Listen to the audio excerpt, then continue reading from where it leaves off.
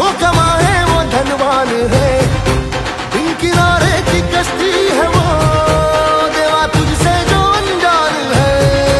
यूं तो मूषक सवारी तेरी, सब है पहरेदारी तेरी, पाप की आंधियां राख हो, कभी ज्योति न हारी तेरी। अपनी तकदीर का वो खुद सिकंदर हुआ रे, भूल के ये जहां रे, किसकी सीने यहाँ रे। मित्रांनो, व्हिडिओ तुम्ही व्यवस्थित पाहिलेली असेल। या व्हिडिओमध्ये काही तुम्हाला वाटते तसं झालेलं नाहीये। श्रद्धा आणि अंधश्रद्धा याच्यामध्ये थोडासा फरक असतंय।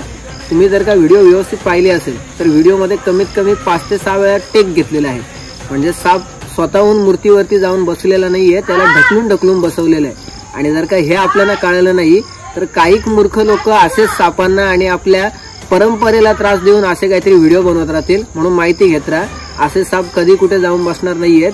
युगांमधला फरक लक्षात घ्या मित्रांनो। त्रेतायुग होऊन गेलेलं आहे आणि आता कलियुग चालू आहे, त्याच्यामुळे अशा गोष्टी बघायला मिळणं कठीण आहे। त्याच्यामुळे तेवढं भान ठेवून अशा व्हिडिओंना प्रोत्साहन देत नका जाऊ। धन्यवाद।